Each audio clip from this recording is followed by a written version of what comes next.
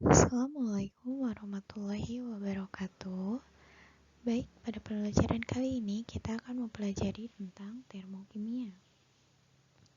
Apa itu termokimia?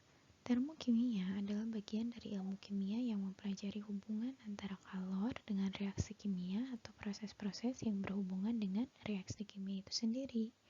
Dalam praktiknya, termokimia lebih banyak berhubungan dengan pengukuran kalor yang menyertai reaksi kimia atau proses-proses yang berhubungan dengan perubahan struktur zat, misalnya perubahan wujud atau perubahan struktur kristal.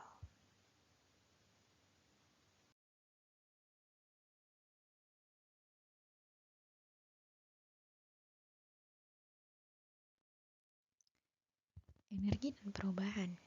Apa itu energi? Energi kadang memiliki berbagai penafsiran. Contohnya ketika kita lelah, kita mengatakan kita kehabisan energi. Atau kita mengatakan matahari sebagai sumber energi.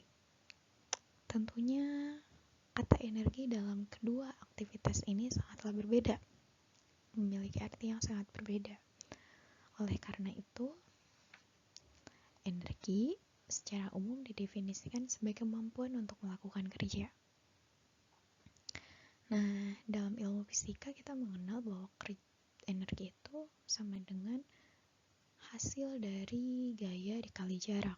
Dalam hal ini yang dimaksud dengan kerja adalah suatu perubahan yang langsung dihasilkan oleh suatu proses. Nah, di SMP kita sudah sering mendengar bahwa energi itu memiliki dua macam, ada energi potensial dan ada energi kinetik. Di gambar ini bisa kita lihat bahwa energi potensial itu ketika panahnya masih dipegang, anak panahnya masih dipegang. Dan energi kinetik di sini dilihat bahwa ketika anak panahnya dilepas. Nah, lalu apa sih energi potensial? Energi potensial adalah energi yang tersimpan dalam suatu benda, sementara energi kinetik adalah energi yang dimiliki suatu benda karena gerakan benda tersebut. Nah, kedua energi ini disebut energi internal. Apa yang terjadi ketika energi internal ini berubah? Nah, pada saat terjadi perubahan energi internal, maka energi ini akan mengalami beberapa hal. Ada yang energinya itu dilepaskan, ada yang energinya disimpan, ada yang energinya itu dirubah ke dalam bentuk energi yang lain. Salah satu contohnya adalah yang ada di samping sebelah kiri. Di sini baterai di dalamnya tentu mengandung beberapa senyawa kimia. Itu bisa disebut energi kimia. Di sini dirubah menjadi digunakan dalam senter dan menghasilkan cahaya. Berarti adanya perubahan energi kimia ke dalam bentuk energi cahaya. Nah, atau biasa kita menggunakan baterai ke dalam jam, di mana energi kimia berubah menjadi energi gerak. Nah, hal ini menyimpulkan bahwa energi itu ketika energi digunakan bukan berarti energi itu hilang, namun energi itu dirubah menjadi bentuk yang lain sesuai dengan hukum kekekalan energi, di mana energi itu tidak dapat diciptakan atau dimusnahkan, melainkan energi itu dirubah ke dalam bentuk yang lain. Pertanyaannya, lalu bagaimana sih perubahan energi di dalam kimia itu?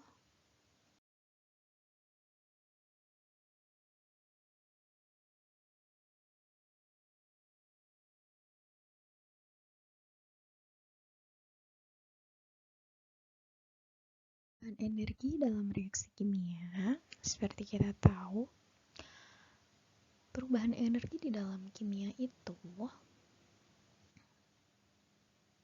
tentunya dihasilkan dari reaksi kimia. Dan 99% dalam reaksi kimia itu akan terjadi pelepasan energi dan penyerapan energi.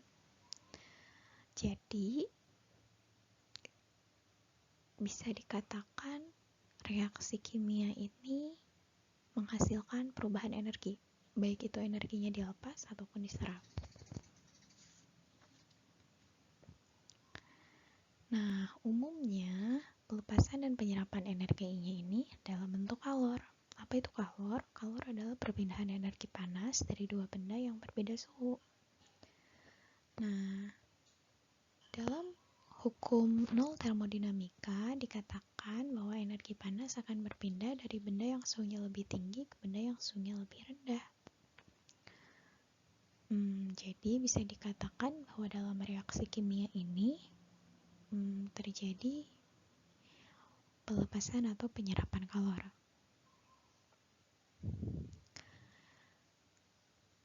Nah, tadi kan dikatakan bahwa perubahan energi di dalam reaksi kimia ini disebut kalor karena biasanya melepas dan menyerap energi panas. Nah, ketika perubahan energi yang disebut kalor ini terjadi pada tekanan yang tetap, maka hal ini akan disebut menjadi entalpi atau perubahan entalpi. Apa itu perubahan entalpi?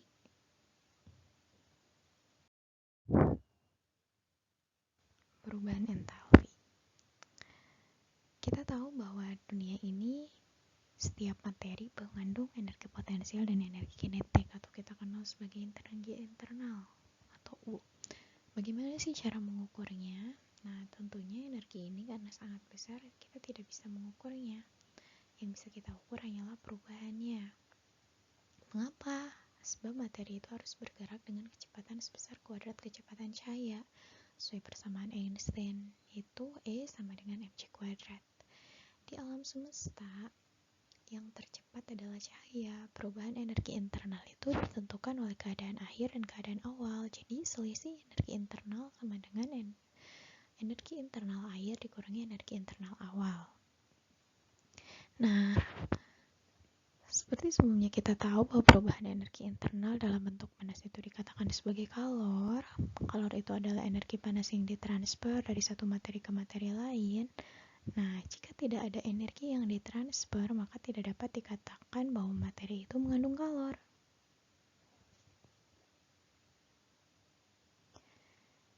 Jadi,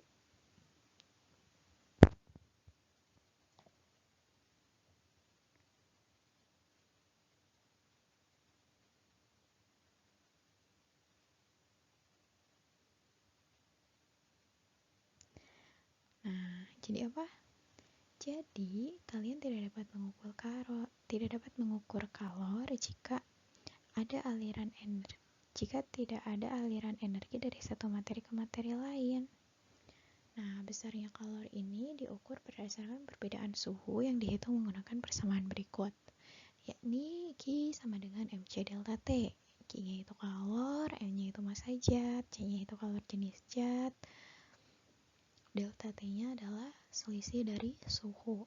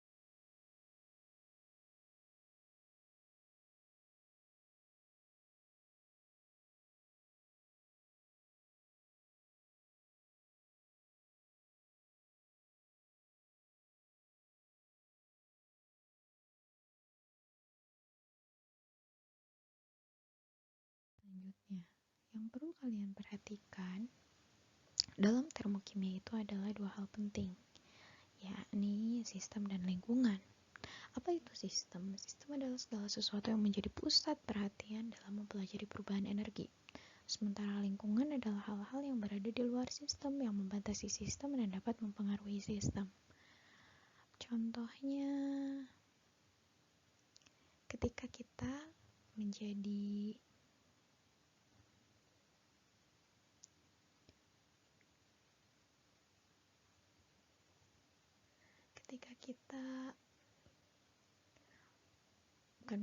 ketika kita membuat secangkir air teh, tentunya kan di sana akan ada air panas, teh, gelas, dan kita yang membuatnya.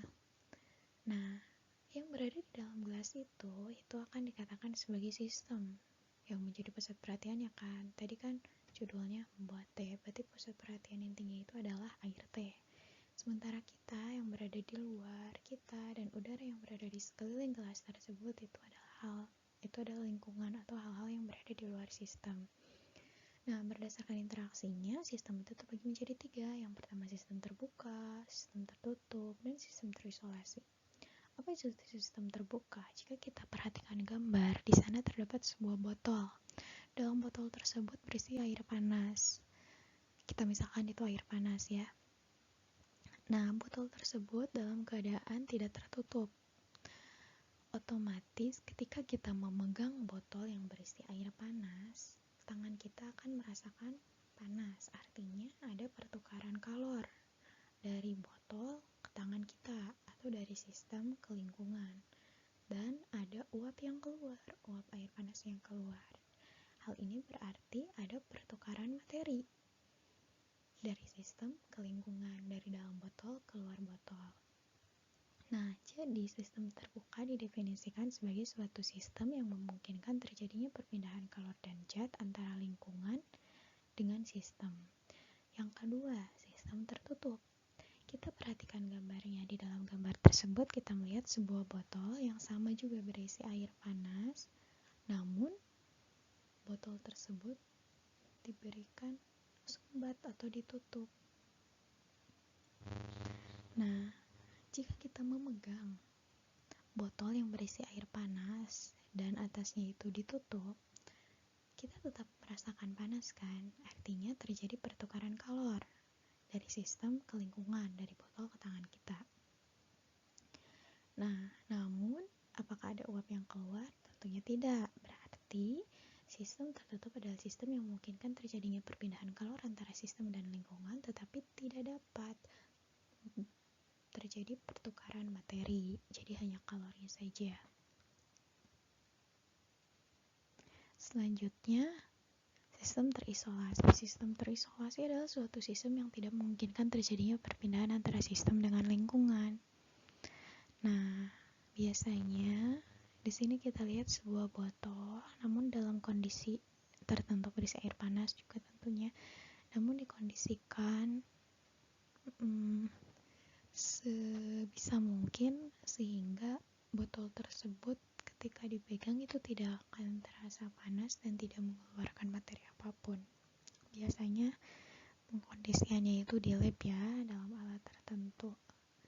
Nah, sistem terisolasi ini sistem yang tidak memungkinkan terjadinya perpindahan antara sistem dengan lingkungan, baik itu perpindahan kalor maupun perpindahan materi.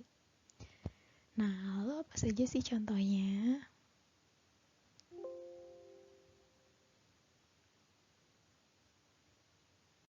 Contohnya, saya buat tugas saja ya. Jadi, buatlah contoh dari masing-masing sistem dalam aplikasi sehari-hari. Kira-kira apa ya yang bisa menjadi contoh sistem terbuka, sistem tertutup maupun sistem terisolasi masing-masing. Untuk tiap sistem itu 3 contoh disertai alasannya kenapa bisa dikatakan sistem tertutup, terbuka, atau terisolasi. Untuk selanjutnya, materi yang harus dipelajari yaitu entalpi dan perubahan entalpi, kerja dan kalor, reaksi eksoterm dan endoterm itu apa, dan pembuatan kalorimetri sederhana. Untuk pembuatan kalorimetri sederhana, silakan kalian searching di YouTube. Itu pasti banyak tutorial pembuatan kalorimetri sederhana, dan kalau bisa itu kalian buat sekreatif mungkin, lalu kalian kirimkan foto dan videonya. Tapi untuk minggu depan kalian pelajari terlebih dahulu untuk tugas pembuatan kalorimetri sederhana mungkin untuk minggu depan. Baik, untuk pertemuan kali ini saya cukupkan sekian. Terima kasih untuk perhatiannya. Assalamualaikum warahmatullahi wabarakatuh.